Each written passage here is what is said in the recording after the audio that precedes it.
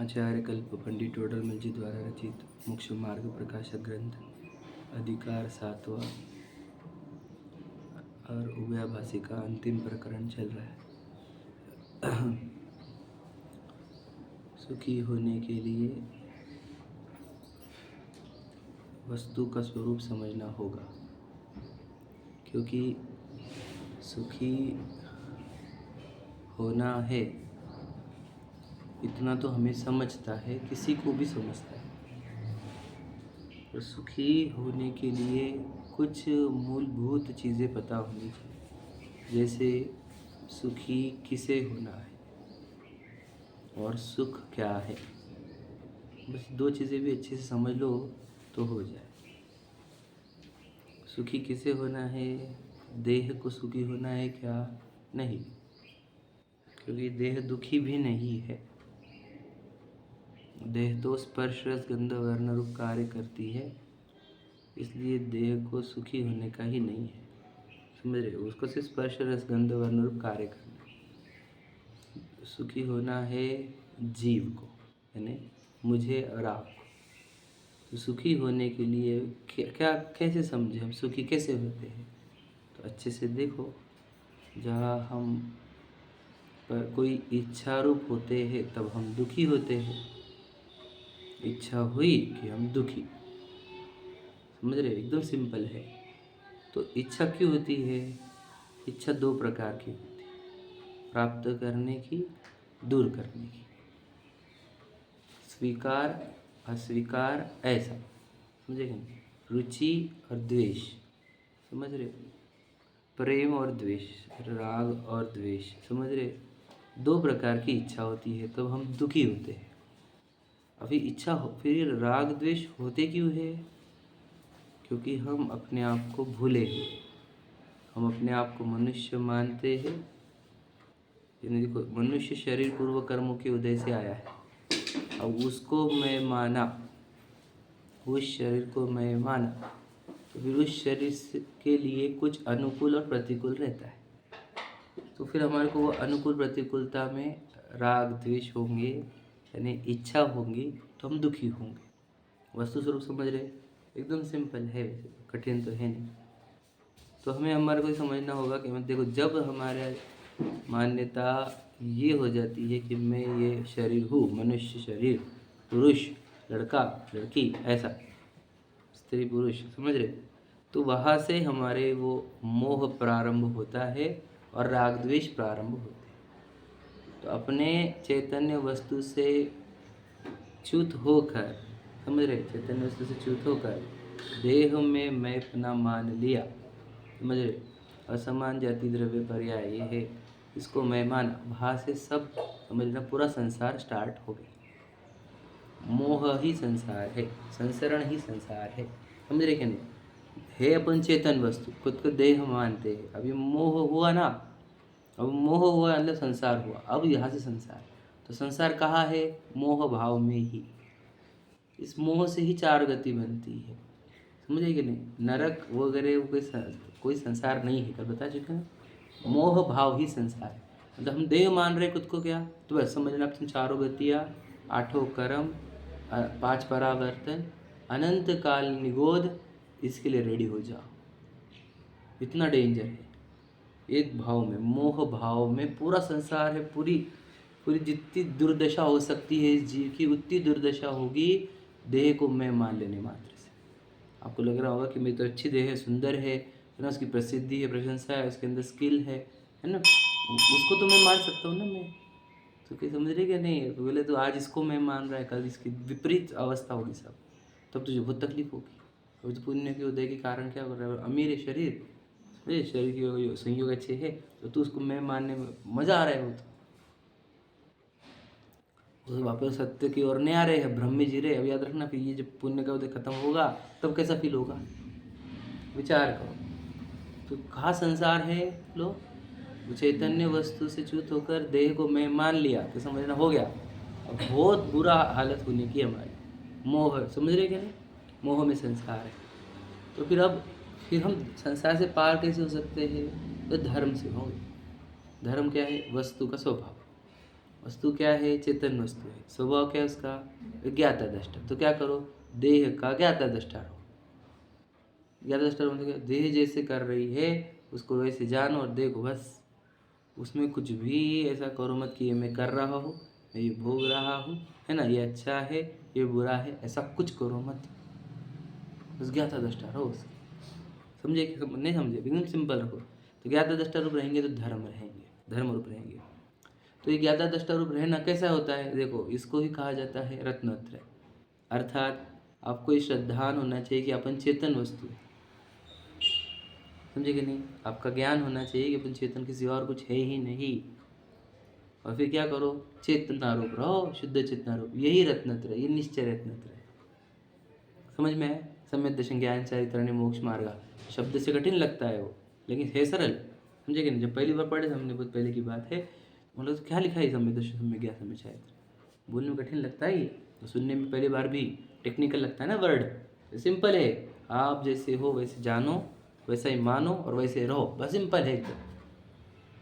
समझेगा नहीं? तो जहाँ हम इन तीन रूप रहेंगे, मतलब क्या? मुझे चेतन वस्तु हूँ, इस बात का ज्ञान हुआ पहले, फिर उसका श्रद्धान भी हुआ, और मैं अपने चेतना रूप परिणाम रहा हूँ। यदि शुद्ध चेतना रूप परिणाम रहा हूँ तो मैं रत्नत्रय वाला हो गया, निश्चय रत्नत्रय। समझेगा नहीं? और यही मोक्ष मार्ग है, यही मोक्ष का मार्ग है, इसी से मुक्ति मिलती। समझ में आए? और व्यवहार रत्नत्रय क्या होता है? इस रत्नत्रय को समझाने में जो निमित्त पड़ता है या फिर सहायक है, उसको भी व्यवहार से रत्नत्रय कह देते हैं। वो क्या है? कि देव शास्त्र गुरु का श्रद्धा करो। देव शास्त्र गुरु की श्रद्धा करें कि मैं चेतन इस बात की श्रद्धा करें? क्या करें? प्रश्न ये है। समझे क्या? अब लोगों को क्या लगता है? देव शास्त्र गुरु की श्रद्धा करो, बोला जिनवानी में, तो देव शास्त्र गुरु की श्रद्धा कर, हो गया हम सम्यक दृष्टि, यानी हमारा धर्म बढ़ गया। हम समझे कि नहीं? सब क्या बोल रहे समझे? तो देव शास्त्र गुरु की श्रद्धा करें कि मैं जीव हूँ या मैं चेतन वस्तु हूँ, इसका श्रद्धा करें। देव शास्त्र गुरु कहते हैं सात तत्व के, सात तत्व ही सीख लेता है वो, देव शास्त्र गुरु का स्वरूप भी पढ़ लेता है, समझ लेगा। लेकिन मैं चेतन हूँ इस बात का विश्वास नहीं। वो काहे के लिए था? मैं चेतन हूँ इस बात को समझने के लिए।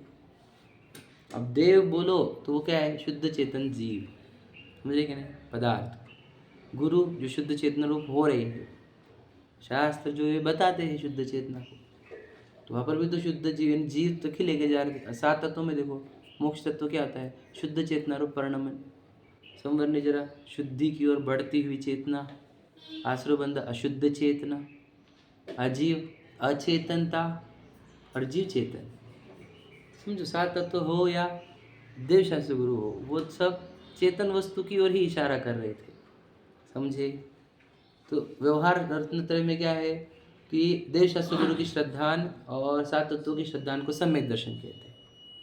जिन माने का अभ्यास और शास्त्रों का अभ्यास जो होता है उसको व्यवहार से सम्यक ज्ञान कहते हैं। सम्यक ज्ञान का अर्थ क्या होता है? जिन माने का निश्चय। सम्यक ज्ञान क्या है? आप रूप को जान पाओ, अपने आप को जानना से सम्यक ज्ञान निश्चय से।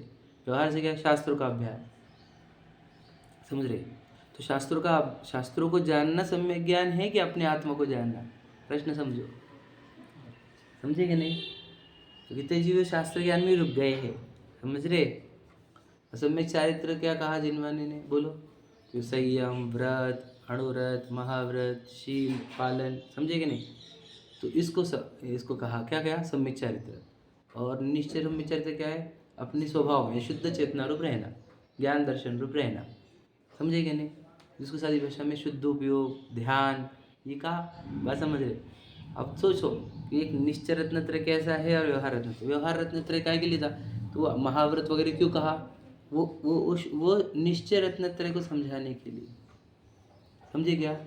अब ये दो रत्नत्रय है हमारे पास, समझे कि नहीं? एक निश्चय और एक व्यवहार। तो व्यवहार रत्नत्रय सच्चा है कि नहीं? समझो आप। अब उभयभाषी क्या करता है ये बताओ? वो दोनों रत्नत्रय को सच्चा मानता है। व्यवहारभाषी व्यवहार रत्नत्रय को सच्चा मान लेता है। निश्चयभाषी व्यवहार रत्नत्रय को अस्वीकार करता है। देव शास्त्र गुरु का श्रद्धान नहीं करता प्रॉपर, सात तत्वों का श्रद्धान नहीं करता प्रॉपर, जिनवाने का अभ्यास नहीं करता प्रॉपर, व्रतशील का अस्वीकार करता है, इसलिए उसको निश्चय रत्नत्रय भी नहीं होता। समझे? लॉजिक समझ रहे? निश्चयवासी क्या काम ने, जिसको व्यवहार रत्न त्रय की आवश्यकता पता नहीं होने से न उद्देश्य गुरु की श्रद्धा करता है, समझ लो, न सात तत्वों की श्रद्धा करता है, समझ में, न जिन मानी का अभ्यास करता है, न व्रतशील आदि पालन करता है, वो निश्चयवासी हुआ। क्लियर समझ में? व्यवहार अवश्य क्या करता है कि देव शास्त्र गुरु की श्रद्धा को, सात तत्वों की श्रद्धा को, जिन माने के अभ्यास को और व्रतशील को, इसी को ही रत्नत्रय मान लेता है, ओरिजिनल निश्चय वाला। समझ में? उभयवासी वो कहते हैं सात तत्व श्रद्धान भी और आत्मा का श्रद्धान भी, दोनों भी रत्नत्रय है, सच्चे वाले। समझे कि नहीं?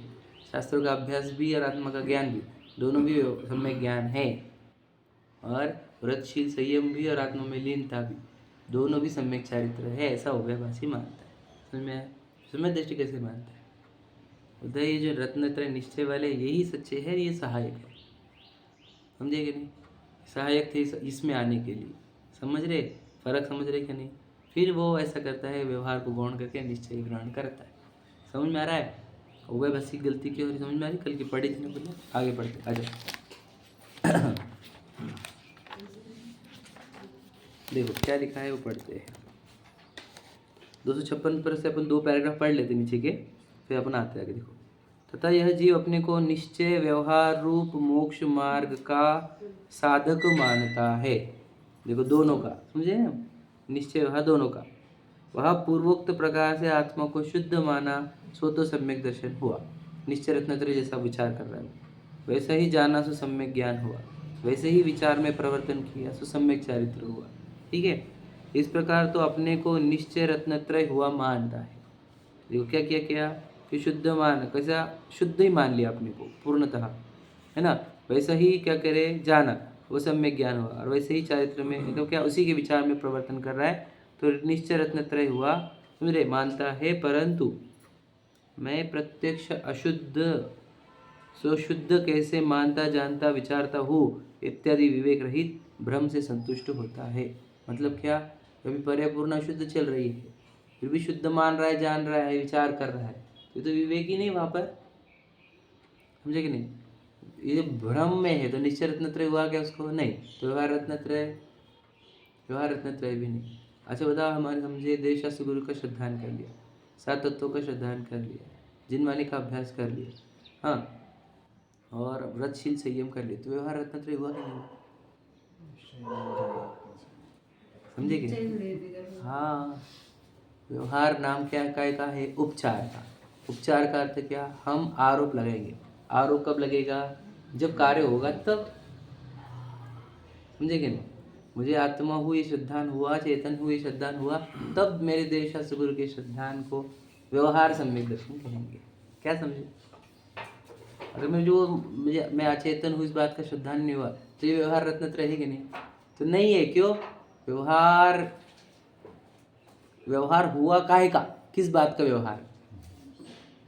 समझे कि निश्चय का व्यवहार होता है, तो निश्चय तो हुआ ही नहीं है। सोचो फिर, देव शास्त्र गुरु का श्रद्धान, जिन माने का अभ्यास और वो व्रतशील, वे रत्नत्रय में नहीं आएंगे यदि हमारे को चेतन वस्तु का श्रद्धान ज्ञान और चरित्र वस्तु में लीनता नहीं हुई, तो वह व्यवहार रत्नत्रय में नहीं आते। पढ़ते अपन, देखो, तथा अनंतादिक के सिवा अन्य देवादिक को नहीं मानता।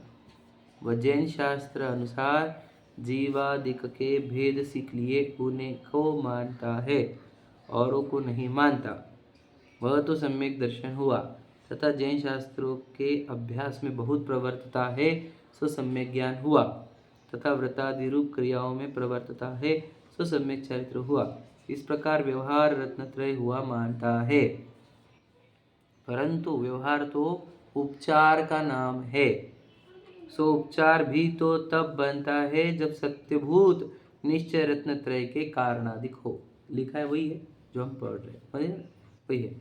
जिस प्रकार निश्चित रत्नत्रय सद जाए, उसी प्रकार इन्हें साधे तो व्यवहार बना भी संभव हो। समझे कि नहीं? कैसे? मतलब निश्चय रत्नत्रय के लिए अगर इन तीनों का अवलंबन लिया, व्यवहार रत्नत्रय का, तो फिर कार्य हो सकता है। समझे कि नहीं? परंतु इसे तो सत्यभूत निश्चय रत्नत्रय की पहचान ही नहीं हुई है, मतलब इसने व्यवहार के साधनों से निश्चय को साध्य करना चाहिए था। समझे कि नहीं? पर इसको निश्चय रत्नत्रय समझा नहीं, तो ये व्यवहार रत्नत्रय से करेगा क्या? क्या समझे? ध्यान समझ में आएगा? प्रश्न लाइन समझो, गहराई कितनी लिखी वाली है। क्या फिर से पढ़ता हूँ, देखो। जिस प्रकार निश्चय रत्नत्रय सद जाए मतलब क्या? मतलब साधना हमारे को इसकी करनी। साध्य ये हुआ क्या, निश्चय रत्नत्रय, है ना। उसी प्रकार इन्हें साधे तो मतलब क्या, फिर साधन किसको कहा, व्यवहार रत्नत्रय को, समझ रहे। तो व्यवहारपना भी संभव हो, बराबर है। हम इसको साधन बना के साध्य कर रहे तो व्यवहारपना संभव हो गया, बराबर है। परंतु अगर हमारे को सत्यबुद्ध निश्चय रत्नत्रय यानी क्या, साध्य की ही पहचान नहीं है तो हम साधन का प्रयोग करेंगे क्यों, समझे क्या समझे। साध्य में क्लैरिटी नहीं हमारी, तो साधन का उपयोग करेंगे कैसे। साध्य से साधना, साधन से हम साध्य क्या करेंगे, क्योंकि हमको साध्य क्या करना है वही पता नहीं है। साधन साध्य समझते ना, जो अचीव करना है साध्य है। साधन मतलब उसका माध्यम है जिसके माध्यम से हम साधना करते हैं, है ना। तो यह इस प्रकार कैसे साध सकेगा, क्या करता है, आज्ञा अनुसार देखा देखी साधन करता है।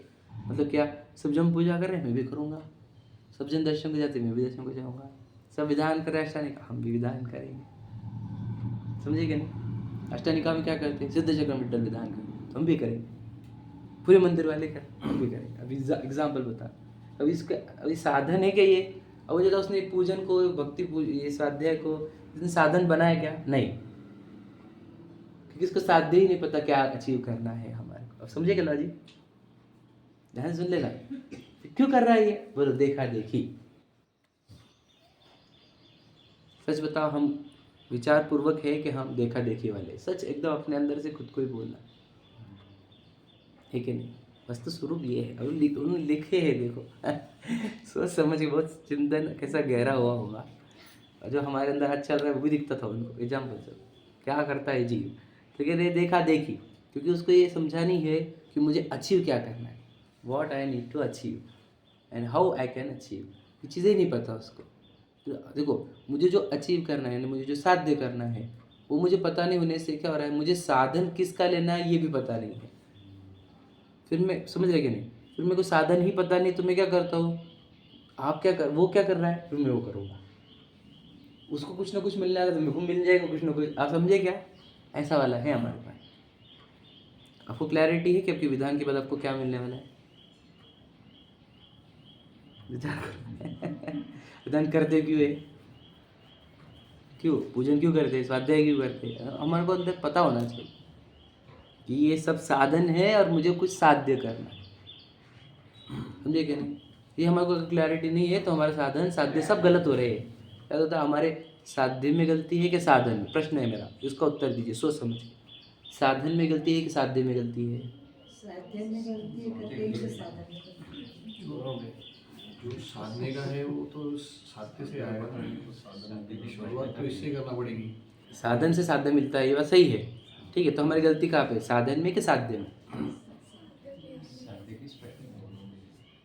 साध्य क्या है ये पता नहीं, हाँ दोनों में इसलिए साधन भी गलत हो। बोलो और कोई क्लैरिटी, कोई बोलना है और कुछ बोलो, दोनों गलत है, ध्यान सुनना और समझ लेना।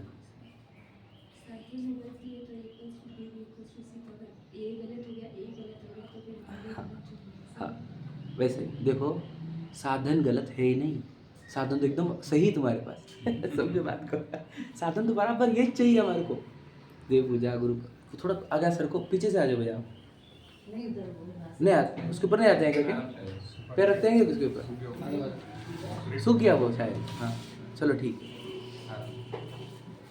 चलो क्या कहा, साधन तो गलत है नहीं, साधन तो एकदम वही है जो जिन्हें आगम में कहे हैं, जो सम्यक दृष्टि जिसका प्रयोग करता है, आत्मार्थी जिसका प्रयोग करते हैं, क्या पूजन विधान स्वाध्याय संयम, वो साधन तो आप बराबर यूज कर रहे हैं। लेकिन बहुत गड़बड़ क्या हुई, किसी ने साधन को ही साध्य मान लिया है समझे, व्यवहाराभासी की परिभाषा ये होती है, साधन को साध्य मान लेता है। अब ये साधनों से मुझे कुछ ना कुछ अचीव करना है ऐसा सम्यक दृष्टि समझता है, समझे कि नहीं। अब हमने पूजा करी, उसको कभी साधन माना क्या हमने, पूजन कितने बार करे हमने बताओ, पर साध्य कुछ था क्या हमारा, वो तो कर ली। सोचो बोला आप आज, चलो आज है ना, आज हम सब्जी बनाते हैं हम लोग, इसकी एग्जाम्पल, आज किसके लिए बना रही पता नहीं, बनाने का भाव है बस, ऐसा हम बनाते क्या, किसी के लिए कुछ भी नहीं बना, कोई नहीं घर पे खाने वाला उस वो आइटम को, तो भी उसके लिए बनाते हो, ऐसा करते हो क्या, नहीं।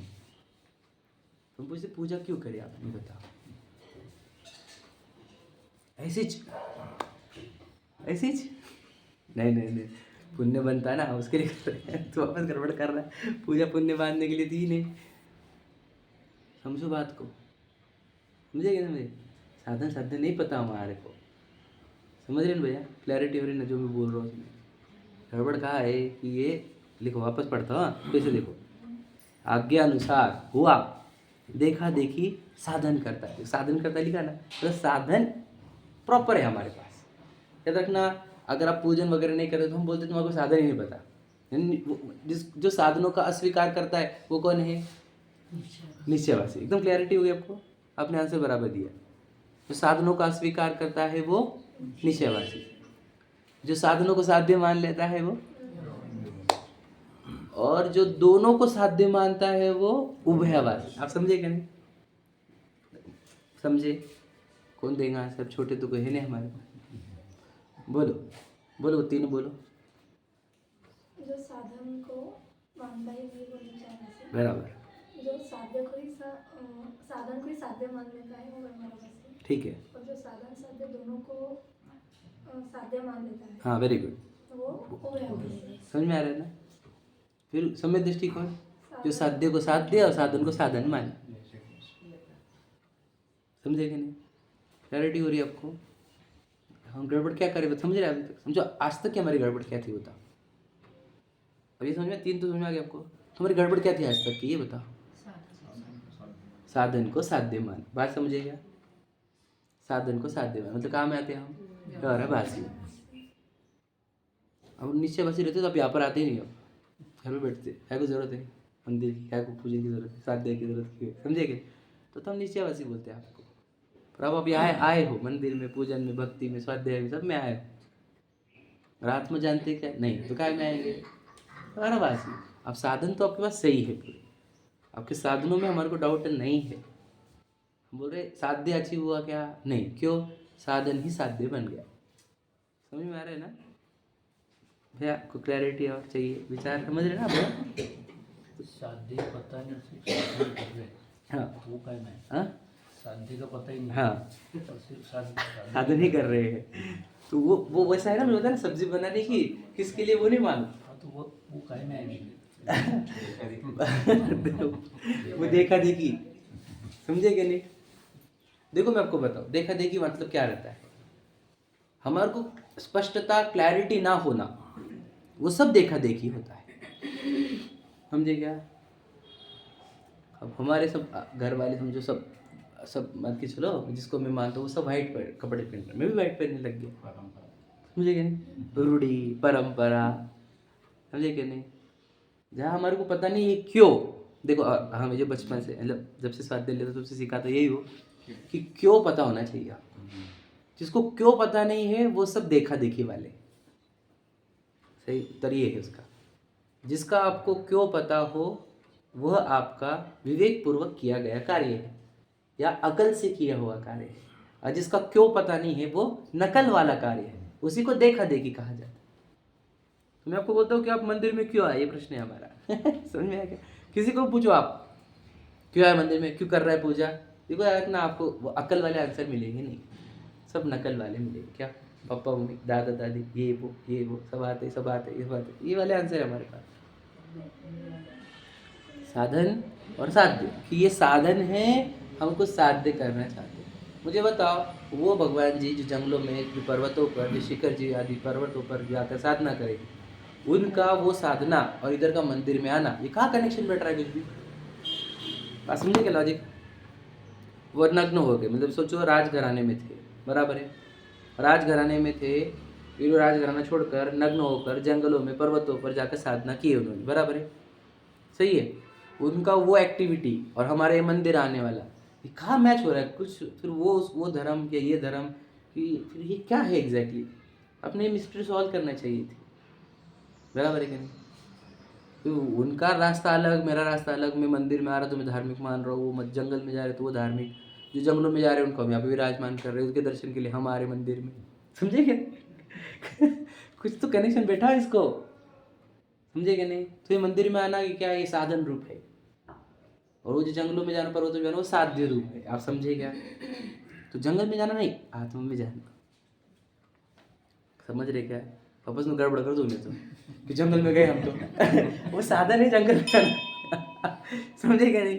जंगल में जाना भी साधन है, पर्वतों पर जाना भी साधन है, साध्य तो स्वरूप में लीन होना ही है, क्लैरिटी हो रही है, समझे क्या? साधन साध्य की गड़बड़, ये पूरा निश्चयवासी व्यवहारवासी उभयवासी आप लोगों को कंप्लीट करना है, इसलिए ये समझना ही जरूरी है। याद रखना, अगर आप ये साधन साध्य वाला कंसेप्ट अच्छे समझिए ना तो हमने हमारा काम कर दिया, आपका काम हो जाएगा। जब मंदिर में आओगे आपको समझ में आएगा कि मुझे यहाँ से कुछ ना कुछ साध्य करना है, तो आपका बहुत ज़बरदस्त, याद रखना, आपके ईच एंड एवरी एक्टिविटी आपकी जो मंदिर के अंदर की है वो सार्थक होगी। सार्थक का अर्थ क्या बोला? तो सार्थक का अर्थ होता है अर्थ, स अर्थ, अर्थ का अर्थ होता है प्रयोजन, स्वार्थी खुद का प्रयोजन देखता है, परमार्थी परम अर्थ, परम प्रयोजन, अच्छा प्रयोजन, अर्थ का अर्थ होता है प्रयोजन। तो सार्थक का अर्थ क्या होगा? प्रयोजन सदना। तो ये मंदिर पूजन हमारा सार्थक कब होगा? जब प्रयोजन सदेगा। अब हमारे पास प्रयोजन ही नहीं पता है तो ये सार्थक हो रहे क्या हमारे? इसीलिए सार्थक नहीं हुए, समझे क्या? जो सार्थक नहीं होते वो क्या होते हैं? आप समझे? तो हम इतने साल से मंदिर में आ रहे तो हम सार्थक आ रहे, निरर्थक? बोलो छाती पे हाथ रख के आपने खुद को ही बोल देना, यदि मैं अपने आप को जानता ही नहीं हूँ, अपने आप को पहचानता ही नहीं हूँ, मेरे अंदर लीनता की भावना ही नहीं है, वितरागता की भावना नहीं, तो हम बताओ सार्थक है कि निरर्थक है मंदिर में आना हमारा अभी तक का? विचार करो। सच्चाई है ये, बुरा लगे ना सही लगे, समझे क्या नहीं? सच्चाई यही है। वो सार्थक तब होगा जब हम भगवान जी को देखकर हमारे अंदर से मुड़े कि प्रभु हमारे दशा आपकी जैसी हो। कैसी दशा प्रकट करी आपने? अनंत सुख रूप, कोई मोह नहीं देह का, न राग द्वेष किसी से, है ना? एक राग नहीं, अनंत सुख प्रकट हो रहा है। हमारी दशा कब हो गया ऐसी? आप जैसे तो जीव हूँ मैं, आप जैसे तो गुण है मेरे अंदर, देखो पर्या कैसे काम हो रही है, समझे कि नहीं? जब ऐसा होगा तब सार्थक होगा, तो निरर्थक हो जाएगा सब, समझे क्या? तो जीवन, मनुष्य जीवन सार्थक करना है कि निरर्थक? मनुष्य जीवन को सार्थक कैसे करते हैं? एक लाइन में बताओ कैसे करते? मैं मनुष्य नहीं हूँ ये मानने पर समझेगा? ट्विस्टिंग था वो, समझेगा? आपका उत्तर गलत नहीं है, मैं बस बताना चाहता हूँ। मनुष्य जीवन को सार्थक करने के लिए ये अपने आप को मनुष्य मत मानो, अपन जीव है। ये जीवन मनुष्य के लिए नहीं, जीव के लिए जियो, समझे कि नहीं? तो सार्थक होगा। मैं तो मनुष्य बोलकर मेरी पत्नी है, मेरे बच्चे, मैं पूरी जिम्मेदारी निभाई, बच्चों को इतना अच्छा करियर दिया, इतने अच्छे पढ़ते पोते पोतिया पढ़ पोते आ गए, सार्थक नहीं, निरर्थक हुआ, समझे क्या? सार्थक तब जब बोलो मनुष्य बने से भिन्न अपने चैतन्य को स्वीकार। मनुष्य क्या है बोलो भला? गति का नाम है, आप समझे नहीं? ये गति हुई है, ये मैं नहीं हूँ। अरे मनुष्य को मैं मानना बहुत बड़ी गलती। जैसे तिर्यन शरीर को मैं मानना है, जैसे नारक शरीर को मैं मानना है, वैसे मनुष्य शरीर को मैं मानना, वो भ्रम कर रहे हैं। हाँ, ये मिथ्या तो छोटा नहीं है, इसका दंड बहुत बड़ा है, याद रखना। हमने संसार यही है, खुद को जीव छोड़कर मनुष्य मानने लग गए, समझ लेना। 4 गतियाँ समझ रहे, 5 परावर्तन, है ना, 8 कर्म, सबके लिए रेडी रहो। अनंत काल का निगोदवास, सबके लिए रेडी रहो। कहा आपने जीव छोड़कर खुद को मनुष्य माना, समझ लेना पूरा रेडी रहना आप, तुम सब चीज़ों के लिए। क्या क्या बुरा होगा उस सब के लिए, क्योंकि बहुत बड़ी गलती कर दी आपने, छोटी गलती नहीं है ये, और अक्षम्य अपराध है ये। क्योंकि अब वो शरीर को मैं मानने से, खुद को मैं मानने से अंदर का जो भगवान है उसका पूरी तरह इग्नोरेंस हुआ जा रहा है। रही शनि का पर्याय कि नहीं देखा निजी शाश्वत देव, शाश्वत देव हो, या सोचो शाश्वत मतलब कि जो अनंत काल से अनंत काल तक रहता है, ऐसा एक बना बनाया शाश्वत भगवान है, उसको छोड़कर शनि का पर्याय, मनुष्य पर्याय, चिल्ली भर थोड़े दिन की, उसके लिए आप उस भगवान को छोड़ रहे हो, तो दंड अक्षम्य है, याद रखना। अक्षम्य अपराध है, इसका दंड बहुत डेंजर मिलता है, निगोद के सिवा और कुछ नहीं रहता इसका दंड। आपको समझ रहे, आज स्वीकार है अनंत काल स्वीकार तो ही करना पड़ेगा, समझे? साधन साध्य भी समझ लीजिए। चलो आगे पढ़ते हैं। इसलिए इसके निश्चय व्यवहार मोक्ष मार्ग नहीं हुआ। निश्चय व्यवहार मोक्ष मार्ग का आगे निरूपण करेंगे, उसका साधन होने पर ही मोक्ष मार्ग होगा। अभी निश्चय व्यवहार का मोक्ष मार्ग का निरूपण हुआ तो नहीं है ना, हमने प्रयत्न किया है थोड़ा सा बताने। देखो, इस प्रकार यह जीव निश्चयाभास को मानता जानता है, परंतु व्यवहार साधन को भी भला जानता है। समझे कि नहीं? बात समझो, देखो क्या लिखे, निश्चयाभास को मानता जानता है परंतु व्यवहार साधन को भी भला जानता है, इसलिए स्वच्छंद होकर अशुभ रूप नहीं प्रवर्तता। वो निश्चयाभास को समझ रहा है, इसीलिए उसने क्या किया, व्यवहार साधन भी चालू कर दिए। समझ रहे क्या? उभयभास की बात कर। उभयभाषी व्यक्ति कैसा है? उसने निश्चयाभास को समझ लिया क्या, कि तो मंदिर नहीं जाता, पूजा नहीं करता, स्वाध्याय भी नहीं करता, कुछ नहीं करता, व्रत भी लेता नहीं है, तो इसने क्या किया, वो उसने व्यवहार वाली सब एक्शन चालू कर दिए। व्यवहार के मतलब देव दर्शन, पूजन, भक्ति, स्वाध्याय, नियम आदि। तो क्या कह रहे, देखो व्यवहार साधन को भी भला जानता है, इसलिए स्वच्छंद होकर अशुभ रूप नहीं प्रवर्तता, व्रतादिक के शुभोपयोग रूप प्रवर्तता है। समझे कि नहीं? व्रत वाले शुभोपयोग रूप प्रवर्तता है, इसलिए अंतिम ग्रहवेग पर्यंत पद को प्राप्त करता है। से अंतिम ग्रहवेग तो पहुंच जाता है। उभयभाषी भी स्वर्ग में जाता है, व्यवहाराभासी भी स्वर्ग में जाता है, निश्चयभासी नरक में जाता है। समझे क्या? बस याद रखना हमेशा, ठीक है? क्लियर लिख दिया? 90 ग्रहवेग पर्यंत जाता है। हाँ, तथा यदि निश्चयभास की प्रबलता से अगर उसको निश्चयभास चढ़ गया ज़्यादा, तो फिर अशुभ रूप प्रवृत्ति हो जाए तो कुगति में गमन होता है। समझ रहे? तो आपको दो ऑप्शन दिए जाए, देखो दोनों ऑप्शन अच्छे नहीं है, लेकिन दोनों में पूछा जाए निश्चयाभास के व्यवहाराभास, सिलेक्ट वन। किसी को बात कर रहे तुम, जहर पियो का हलाल पियो, किस ऑप्शन है? देखो ऑप्शन तो गलत है हमारे में, हम जानते हैं, लेकिन दोनों में सिलेक्ट करना है। किसको सिलेक्ट करेंगे? व्यवहाराभास को। याद रखना मेरी बात। तो किस बातें कर रहे तुम? हम क्या करें, व्यवहार में साधन है, समझे कि नहीं, चांसेस है। तो निश्चय से घर पे बैठेगा तो कोई चांसेस ही नहीं तुझे, तो समझे कि नहीं? इसलिए हमारे जीवन में याद रखना, ऐसा कभी नहीं होना चाहिए कि हम देवशास्त्र गुरु से दूर जाए। नहीं, हमको टाइम नहीं, हमको आने का नहीं, हमारे को बोर हो रहा, हमारे को गेस्ट आ रहे है ना, आज नहीं जमेगा, कल जाएंगे, दोनों क्या करते समझ नहीं रहे, तो निश्चयाभास में आ रहा है। तुझे पता नहीं कि वहाँ पर परिणाम बिगड़ते हैं और यहाँ पर परिणाम सुधरते। यहाँ पर मुक्ति का मार्ग का वचन सुनने को मिलता है, मुक्त जी के दर्शन करने को मिलते हैं। तुझे इतनी कैलकुलेशन नहीं पता, समझे कि नहीं? और वहाँ पर अरे सब तुम किसको देख रहे हो? मिट्टी को देख रहे हो, झूठे रिश्तों को देख रहे हो, खान पान भोगों को देख रहे हो, जो अपने आप को भुलाते हैं, भ्रमाते हैं, उनको देख रहे हो, जिनको सबको छोड़कर जाना है, जो यहाँ पे छूटने वाला है, उनके चक्कर में देवशास्त्र गुरु से और आत्मा से दूर रहते हो तुम। विचार करो, मतलब इतना भी कैलकुलेशन नहीं आता तुझे, अपने लिए भला क्या, अपने लिए भला क्या नहीं, इतना तो कैलकुलेशन आने चाहिए।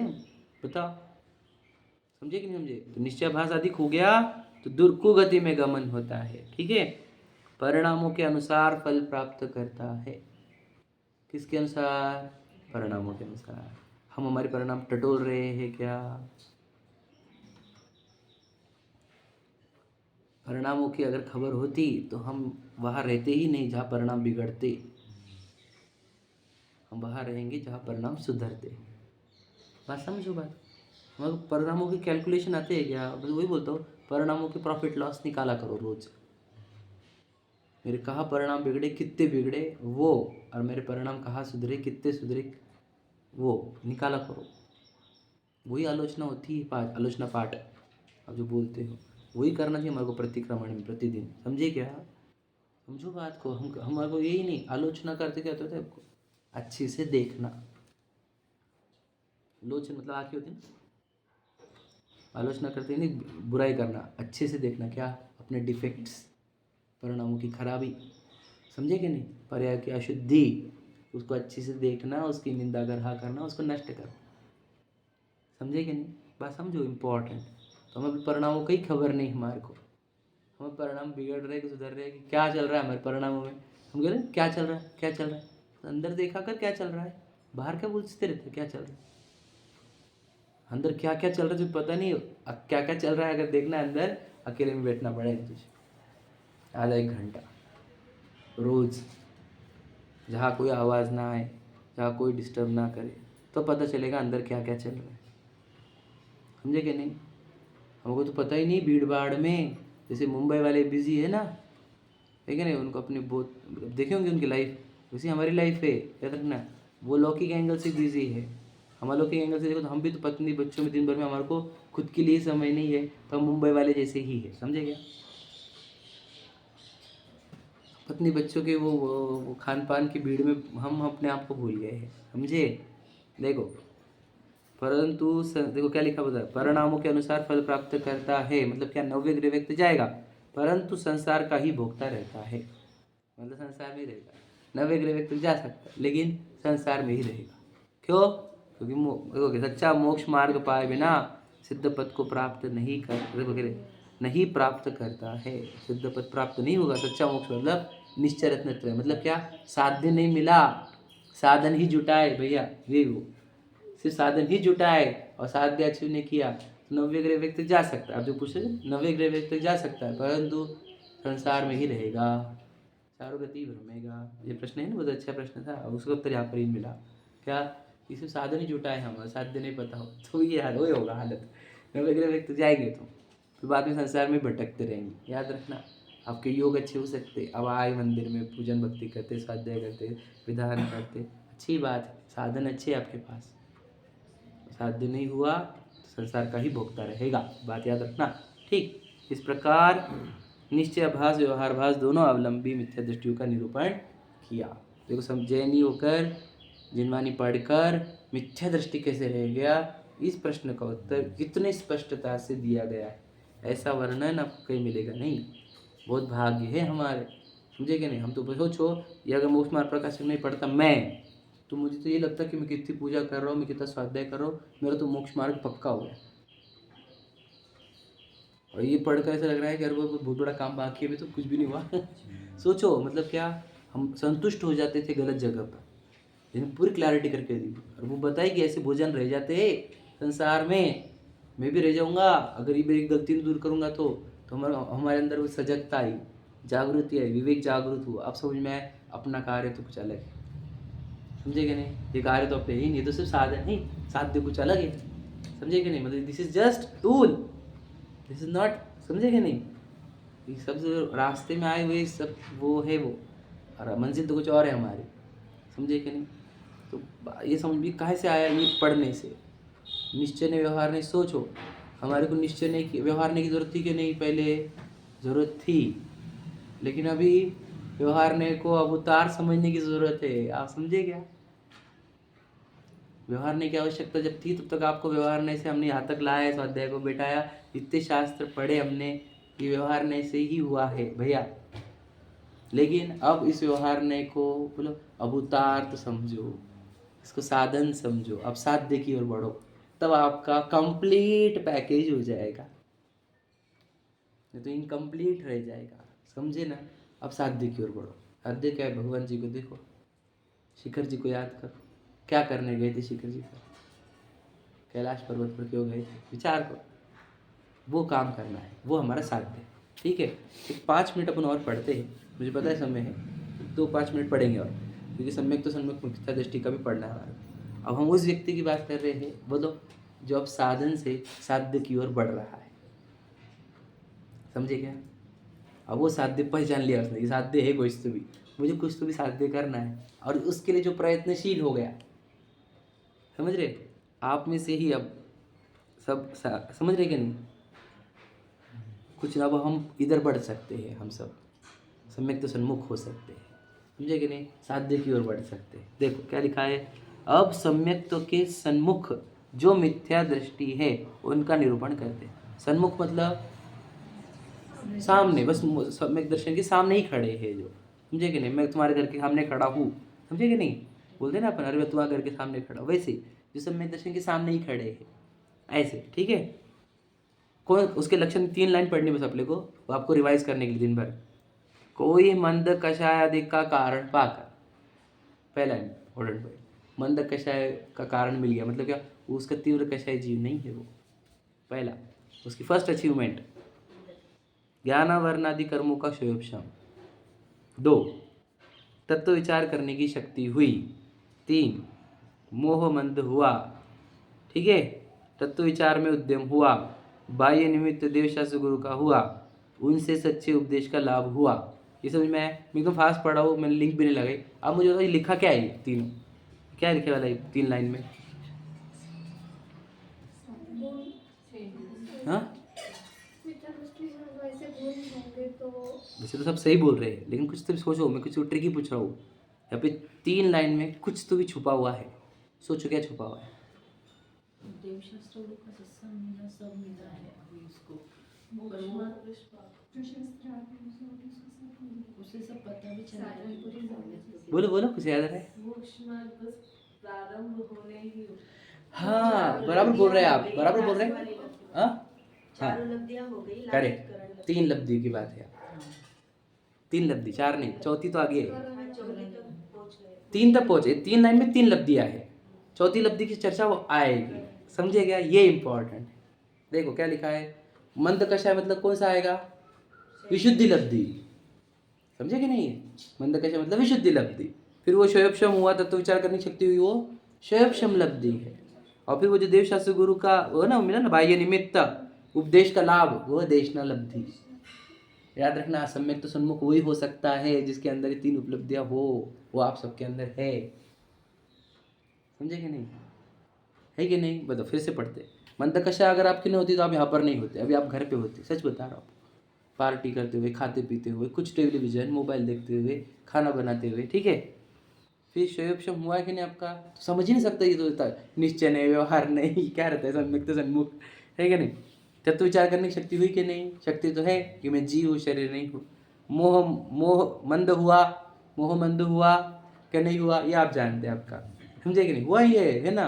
तो भी तुम जीव नाम के शब्द तो बोलते क्या आत्मा आत्मा करते तुम, उनको आत्मा शब्द बोले इतना एलर्जी हुई क्यों? मोह तीव्र रहने पर आत्मा की बात सुनी नहीं जा सकती, याद रखना। जिससे तत्व विचार में उद्यम हुआ, कह रही आश्रय है, ये बंध है, ये जीव है, समझे?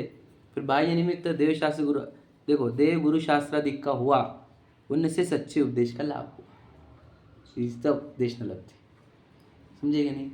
इतना जब हुआ तब आगे सम्यक तो सन्मुख होगा, नहीं हुआ तो नहीं होगा। तो आपको सबको है ही सब, हम सबको, तो हमने ये सब आप क्या करना चाहिए, आप समझ रहे कि नहीं? क्यों लिखा है ये 5 लब्धियाँ, समझ में आई? सम्यक तो सन्मुख में। और उन्होंने क्या, देखो याद रखना, मैं भी आपको बोलता कि सम्यक दृष्टि बनने के पहले उसके अंदर क्या क्या होता, तो आप यही लिखते, और वो जो लिखते वो ऑटोमेटिक देखना, ये 3 लब्धियाँ आ जाती। मतलब सोच, सम्यक दर्शन के पहले 5 लब्धियों का लॉजिक क्या है, यही लॉजिक है, समझ में आए? अभी प्रायोगिकरण क्या होता है वो अपन पढ़ेंगे, पर समझ में आ रहा आता है 3 लब्धियाँ होनी चाहिए उसके जीवन में, है ना? चलो, सहजानंदी।